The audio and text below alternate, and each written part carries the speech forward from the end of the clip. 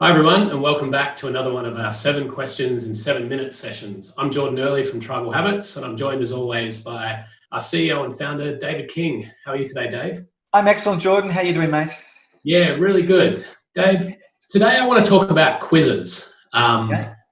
Quizzes are a really important part of online learning. I think it gets us away from that boring, just watching a video or just listening, kind of one-way communication. Yes. But it's a great way to kind of test knowledge and things like that as well. But we do see them being misused quite a lot, don't we? Yeah, look, I think they're a tool you can kind of leap at when you want to do some interactive stuff, but it's pretty easy to misuse them and actually make things worse.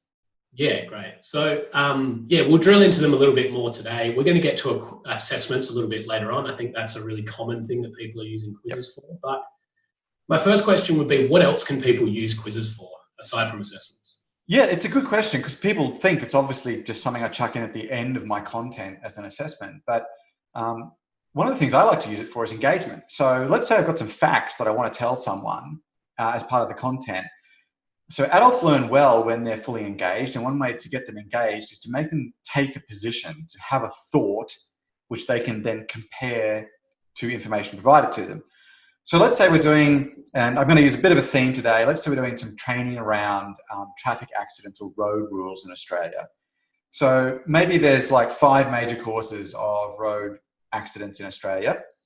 And instead of just listing them, I could say to the participant, before I give them the information, what do you think are the top 5 causes of road accidents in Australia? And make them think about that and type an answer and see if they can come up with 5. And then after they've submitted, say, thanks for that. Here's the top 5. Let's see how many you got right. And that little bit of engagement just kind of activates their brain and gets them comparing and thinking, oh, I didn't think of that. Oh, I did. I feel good. And that's one way to use a quiz to kind of get them thinking straight away and engaging. Yeah, so I think that leads really nicely into the second question that I've got, which is around using quizzes, not just at the end of content. So you sort of touched on it there, but what's the benefit of using it at the beginning or in the middle of your training? Yeah, look, that's a good point too. So I like to have quizzes throughout the content on my online courses. And so one example of using that is for reinforcement. So we might go through some content and then I'll have a quiz straight away. Yep. And I don't really care if people get that quiz right or wrong. So typically I'll state this quiz does not form part of your assessment. It's simply to drill in the information they got above. So adults often need to engage with the same content several times, as do kids, to learn it. So we can give them the information, then just run a reinforcement quiz. So if we've been through pedestrian crossings in our traffic safety here, then I might just have a simple quiz of, you're approaching a pedestrian crossing. Can you overtake a vehicle stopped at the crossing? Yes, no. Just to reinforce key content from straight above. Cool. So I think we're talking about interaction here, and that's one of the key things of a quiz. So what other ways can people use quizzes to improve the interaction throughout a training module? Yeah, so if we think about engagement and reinforcement, another way is understanding. So often you give someone some content and they now need to apply that content, apply that knowledge. So it's one thing to kind of sit there with your arms crossed and, learn something. A good learning practice is to now apply it to a new scenario. So in this case here, we might have gone through who's got right of way at certain intersections, and we've given them some rules around that. And so the quiz I'm going to put in right after that is a scenario-based quiz. So I might give them an image with some vehicles, some giveaway signs at an intersection, 2 vehicles opposite each other, which vehicle has right of way. So now they've got to take the rules or the knowledge I've given them above and apply it in a scenario to see if they can do that. Okay, let's stick on this theme, and I'm going to ask you if there are still further ways that we can use increasing that. I'm drilling the well here, Dave. You are, yeah. Look, probably a final way, I'm saying final so that you don't ask me again, it would be calibration. So, this is where you might be providing knowledge and theory and content, and there might be parts in it which are commonly misunderstood, or there might be exceptions to rules. And so you just want to use the quiz to immediately calibrate those exceptions. And often if I have exceptions, I use a quiz to highlight them. So I might go through all the content and then go through an exception, or I might go through a whole lot of content. And if I feel people commonly get this wrong, put in a quiz straight away about the bit they get wrong. So for instance, we might have gone through the rules of using multi-lane roads and when you're allowed to be in the right-hand lane. if I felt that's something people commonly get wrong, I'm going to have a quiz straight after that saying, you're on a multi-lane road, tick all the situations where you're allowed to drive in the right-hand lane, just to make sure they've definitely got that information right. Okay, cool. So I'll let you off the hook on that train of questioning for now. And let's move on to assessments, which I think is what a lot of people think about using these questions for, is testing knowledge, basically, and testing the effectiveness of training.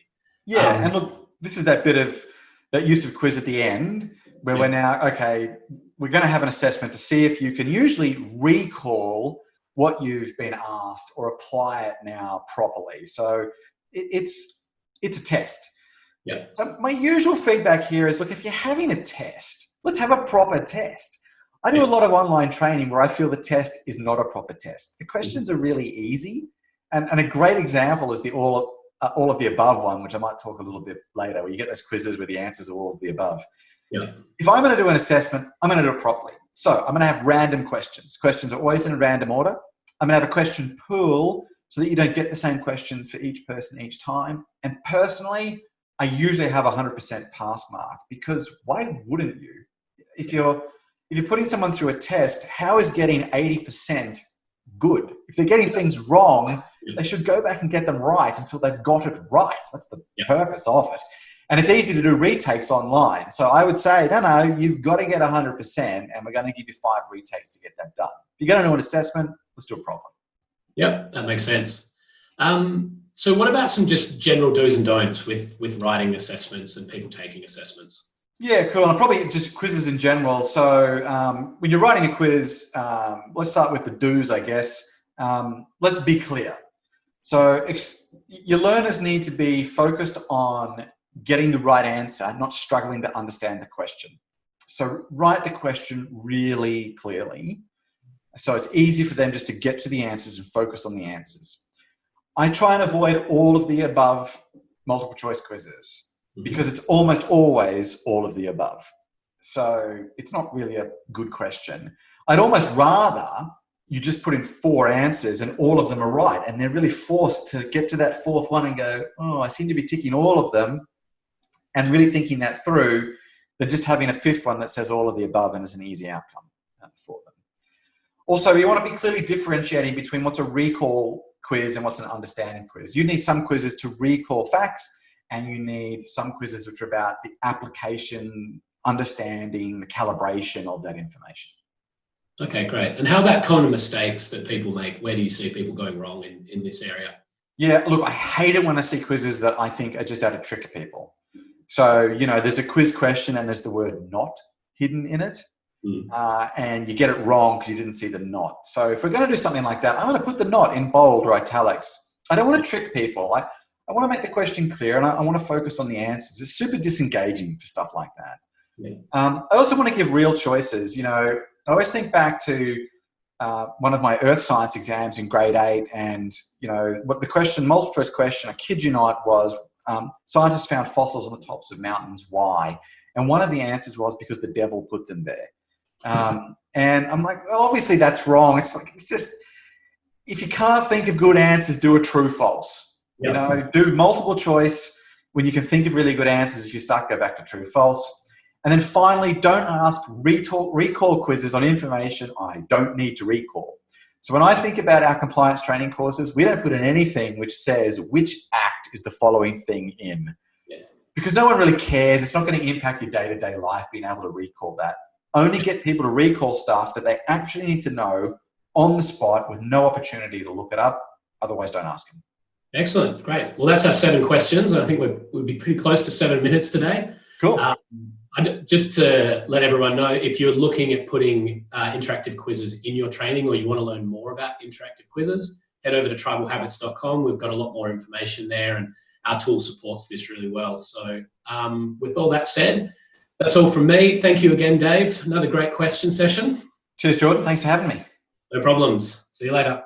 Bye.